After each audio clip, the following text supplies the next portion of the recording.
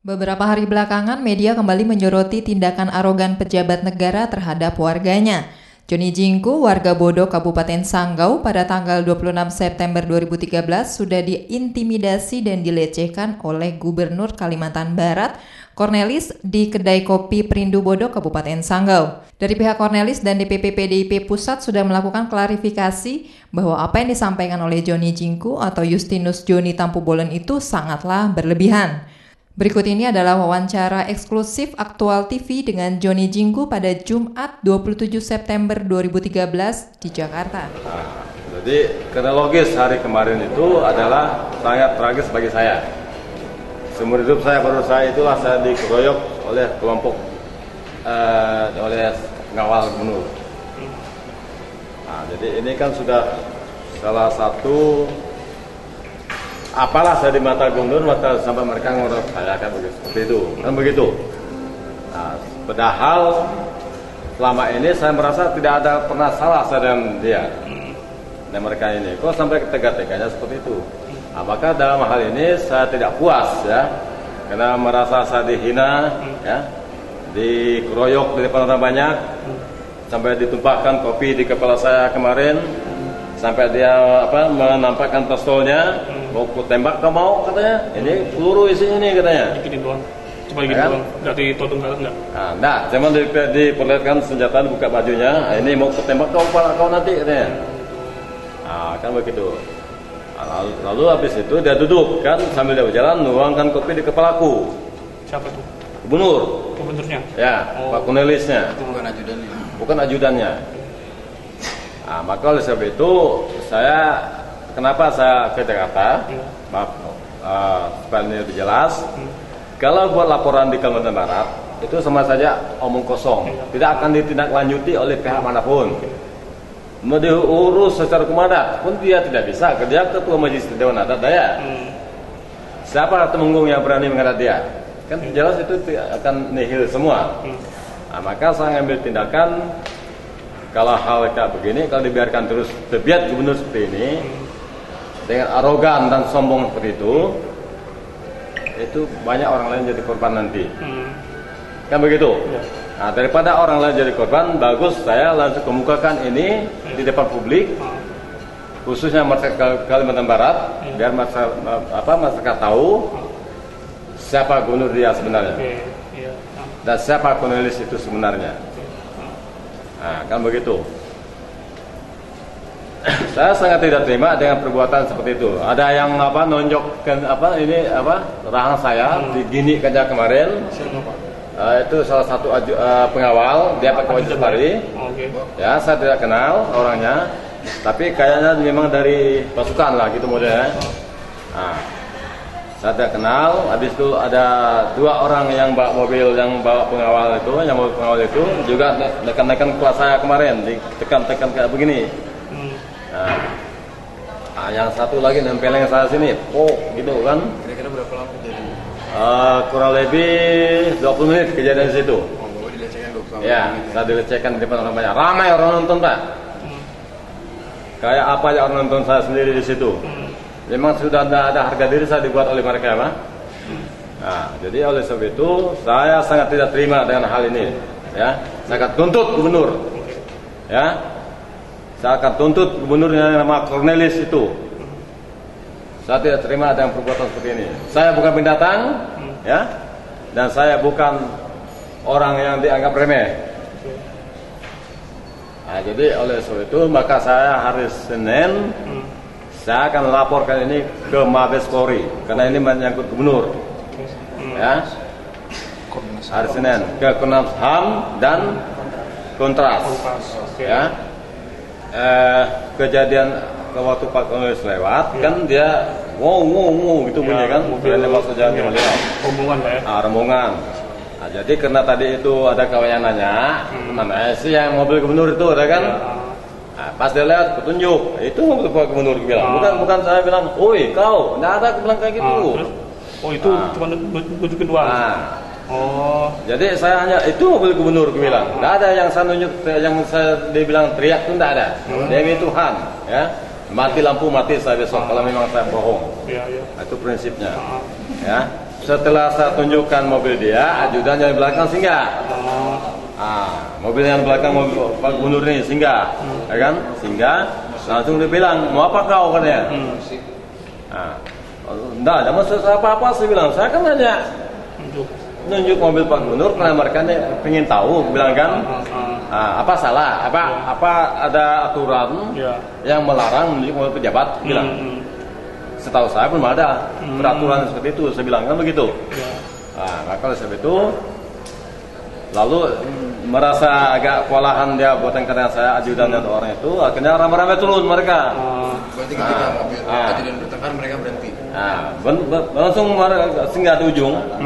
Jadi mobil mereka ini rata-rata di tengah jalan. Nah, ajudannya udah berhenti, bapak juga berhenti, bapak gubernur itu. Oh gitu. Kaget mungkin dia bilang aku ada teriak, "Woi, gubernur!" Oh gitu. Nah, ada padahal saya tidak bilang kayak begitu. Saksi mata ada, ya. Yang kawan saya minum dan melihat itu yang namanya dari Desa Melobo, itu Marius namanya. Waktu itu dikonfirmasi oleh salah satu anggota dari Polsek Parindo mengatakan dia tidak ada teriak Pak. Saya sendiri yang mendengar dan saya sendiri kan kami yang nanya mobil yang mana mobil gubernur tanya. Maka dia tunjuk. Setelah itu kan tadi yang saya kemukakan tadi dia begitu ajudan ke saya dia tuh datang pakai baju merah itu kemeja merah. Cornelisnya itu. Cornelisnya. Jadi dia kan duduk dengan saya kan duduk kan ngadap ke jalan 94 itu. Jadi dia datang, mau apa kau katanya bilang aku kan begitu. Nggak ada masalah apa saya bilang gitu kan. Oh ini katanya kau lihat barangnya apa katanya. Sambil nunjuk pistol gitu. Sambil nunjuk pistolnya dia buka baju lihat pistolnya itu. Baju diangkat itu Pak? Baju diangkat gitu ya? Diangkat begini. Kemudian ditunjuk pistolnya. Dia mau apa? Ini apa ini? Mau tembak kepala kau bilang gitu kan. Dia mau tembak kepala kau. Dia ngomong gitu. Dia ngomong seperti itu.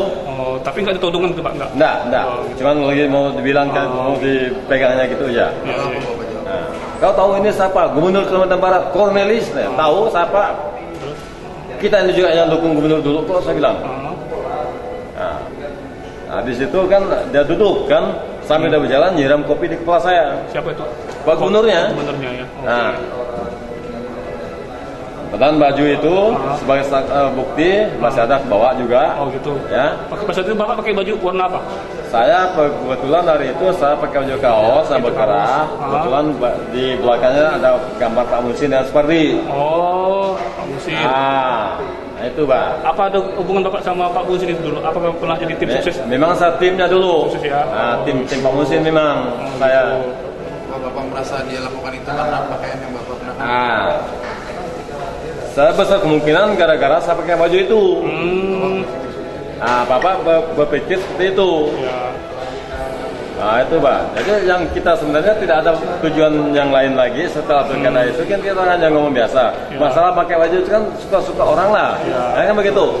Coba kalau saya pakai baju merah kemarin, mungkin lain lagi cerita yang begitu.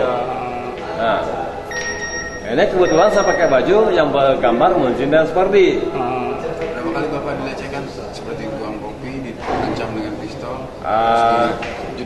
Yang jelas lain kali kalau jangan seperti itu lagi. Ya, katanya. Ya Pak, saya bilang. Habis ditumpahin kopi, habis itu Pak, setelah itu? Dia duduk minum minta kopi. Oh, Pak Cornelisnya duduk. Pak Cornelisnya di warung. Duduk di warung itu lah ngopi mereka situ. Aku begitu habis itu salah satu dari anggota Polsek Parindo namanya Abed Senturi. Ya. Abed siapa? Abed Senturi. Itu siapa Pak? Salah satu anggota Polsek Parindo. Ya. Jadi dia mulai gitu, dia permisi dengan Pak Gubernur, Pak, bagaimana ini mau ditindaklanjuti atau tidak? Sudahlah, kan gitu kan. Nah, yang penting diminta keterangan dia nanti aja. Jadi setelah itu memang diminta keterangan. Waktu itu Bapak dibawa ke kantor polisi? Saya dibawa ke Polsek. Dibawa ke Polsek, habis itu belum lama saya di Polsek, datanglah para Puspika. Ada Pak Camat, ada Tan Ramil, ada habis itu ada dan Lamil Polsek otomatis kan karena di kantor dia. Ya. Sama mantan Kuramil Pak Saudin. Ada kompol satu yang bagian di Kapolres Sanggau itu di bagian perencanaan, yaitu kompol Kasanus Ajau.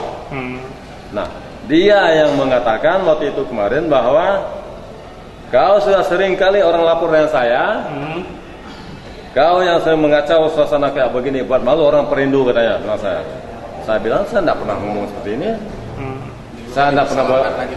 Jadi Ajau ini membesarkan masalah, entah menyudut saya lagi. Di mana posisinya Pak? Di kantor Polsek. Nah, di kantor Siapa yang Polsek. menyudutkan Bapak? Nah, bahkan dia hampir mau ninju saya kemarin si Ajau itu. Siapa Pak? Kompol Kasanus Ajau. Kompol Kasanus itu kepala polsek bukan? Bukan. Dia di bagian perencanaan di Polres. Ya.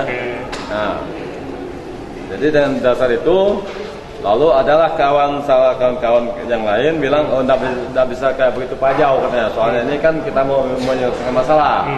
Kalau begini jadi rumit sampai besok pagi pun tidak akan selesai masalah, kan begitu.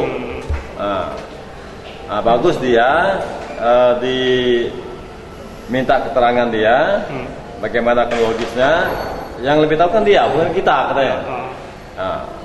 Maka oleh sebab itu saya dimintalah keterangan dari Abed Senturi tadi, satuan tugas pada sore itu, hari itu. Maka dengan demikian Ajau bilang ini harus dibawa ke Sanggau, suruh nginap di Sanggau untuk malam katanya, untuk mengamankan dia. Dasar tuh untuk saya apa? Untuk nyuruh saya nginap di Kapolres, kan begitu. Dasar hukumnya apa? Bapak malah sebagai korban. Nah, bahkan kan saya selaku korban. Kalau saya dipojokkan lagi, ada apa dengan Ajau, kan begitu.